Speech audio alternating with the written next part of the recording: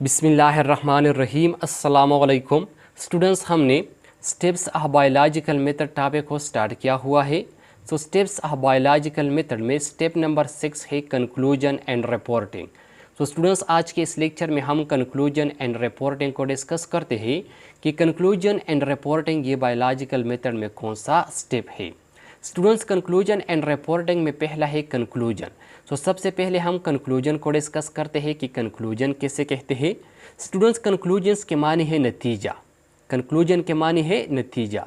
इसके साथ साथ स्टूडेंट्स कंक्लूजन को रिजल्ट्स या समराइजेशन ऑफ रिजल्ट्स भी कहते हैं। अब स्टूडेंट्स, प्रीवियस लेक्चर में हमने ये डिस्कस किया था कि जब हमारे पास कोई बायोलॉजिकल प्रॉब्लम आता है तो इस बायोलॉजिकल प्रॉब्लम को हम बायोलॉजिकल मेथड के ज़रिए सॉल्व करते हैं। और फिर बायोलॉजिकल मेथड में मुख्तलिफ स्टेप्स होती है। इनमें पहला स्टेप होता है रिकग्निशन ऑफ बायोलॉजिकल प्रॉब्लम। तो स्टूडेंट्स, इस स्टेप में जो है ना हम बायोलॉजिकल प्रॉब्लम को रिकग्नाइज करते हैं कि असल में ये बायोलॉजिकल प्रॉब्लम्स ये है क्या। अब इनमें दूसरा स्टेप होता है ऑब्जर्वेशन एंड प्रीवियस रिसर्च।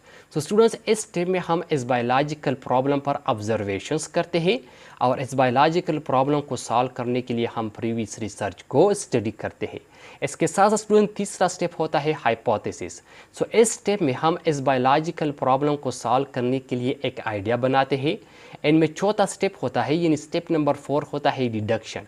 तो स्टूडेंट्स, इस स्टेप में हम इस हाइपोथेसिस के लिए हमने बायोलॉजिकल प्रॉब्लम को सॉल्व करने के लिए जो हाइपोथेसिस बनाया होता है, सो इस हाइपोथेसिस के लिए हम एक दलील लाते हैं, एक दलील जो है ना वो पेश करते हैं। अब इनके बाद स्टेप नंबर 5 होता है, यानी पांचवा स्टेप होता है एक्सपेरिमेंट का। सो इस स्टेप नंबर 5 में हमने बायोलॉजिकल प्रॉब्लम को सॉल्व करने के लिए जो हाइपोथेसिस बनाया होता है, सो इस हाइपोथेसिस को हम टेस्ट करते हैं कि आया इस बायोलॉजिकल प्रॉब्लम को सॉल्व करने के लिए हमने जो हाइपोथेसिस बनाया है, आया ये हाइपोथेसिस ठीक है या ये हाइपोथेसिस गलत है।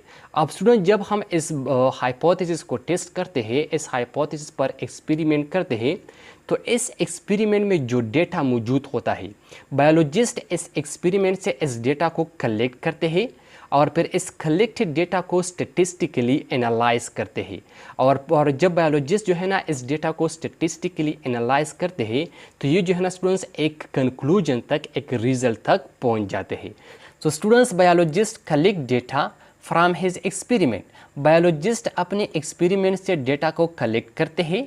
ही एनालाइज द डेटा स्टेटिस्टिकली, और फिर इस कलेक्टेड डेटा को स्टेटिस्टिकली एनालाइज करते हैं टू रीच सम कंक्लूजन्स और रिजल्ट, ताकि ये कुछ नतीजा तक, कुछ कंक्लूजन या कुछ रिजल्ट तक पहुंच जाए। तो स्टूडेंट, जब बायोलॉजिस्ट किसी बायोलॉजिकल प्रॉब्लम्स के ऊपर एक्सपेरिमेंट करते हैं तो इस एक्सपेरिमेंट में जो डेटा मौजूद होता है, बायोलॉजिस्ट इस एक्सपेरिमेंट से इस डेटा को कलेक्ट करते हैं और फिर इस कलेक्टेड डेटा को स्टैटिस्टिकल मेथड के ज़रिए एनालाइज करते हैं। मतलब इस कलेक्टेड डेटा के ऊपर बायोलॉजिस्ट स्टैटिस्टिकल फार्मूले अप्लाई करते हैं और उन स्टैटिस्टिकल फार्मूले के ज़रिए इस कलेक्टेड डेटा को एनालाइज करते हैं। तो जब बायोलॉजिस्ट इस कलेक्टेड डेटा को स्टैटिस्टिकल मेथड के ज़रिए एनालाइज करता है तो ऐसे जो है ना हमें एक फ़ाइनल डिसीजन हासिल हो जाता है और फिर इस फाइनल डिसीजन को जो है ना स्टूडेंट्स कंक्लूजन कहते हैं। तो स्टूडेंट्स, कंक्लूजन्स का डिफिनीशन है the final decision of analysis is called conclusion. Students, analysis का जो फाइनल डिसीजन होता है, एनालिसिस का जो आखिरी फैसला होता है, तो इनको जो है ना स्टूडेंट्स कंक्लूजन कहते हैं। तो स्टूडेंट्स, ये था हमारे पास कंक्लूजन। अब स्टूडेंट्स, नेक्स्ट है हमारे पास रिपोर्टिंग। अब स्टूडेंट्स, रिपोर्टिंग किसे कहते हैं, रिपोर्टिंग का क्या मतलब है।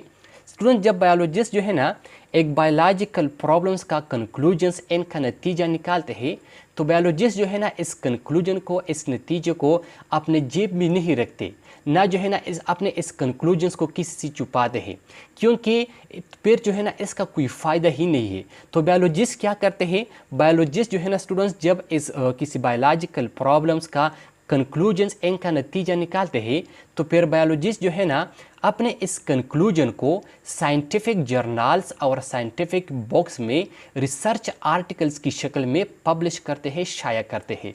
तो स्टूडेंट, जब बायोलॉजिस्ट अपने कंक्लूजन को साइंटिफिक जर्नल और साइंटिफिक बुक्स में रिसर्च आर्टिकल की शक्ल में पब्लिश करते हैं, शाया करते हैं, तो फिर इस अमल को जो है ना स्टूडेंट्स रिपोर्टिंग कहते हैं।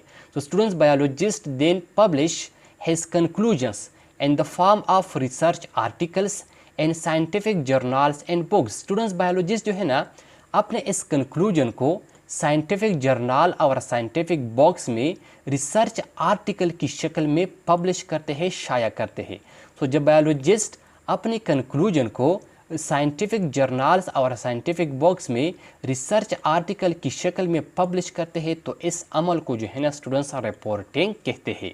इसके साथ साथ students he also presents his conclusion and science seminar at national and international level। Students national और इंटरनेशनल लेवल पर जो साइंस सेमिनार होते हैं तो बायोलॉजिस्ट जो है ना अपने इस कंक्लूजन को इस नेशनल और इंटरनेशनल लेवल पर जो सेमिनार होती है एनबीबी जो है ना ये प्रेजेंट करती है।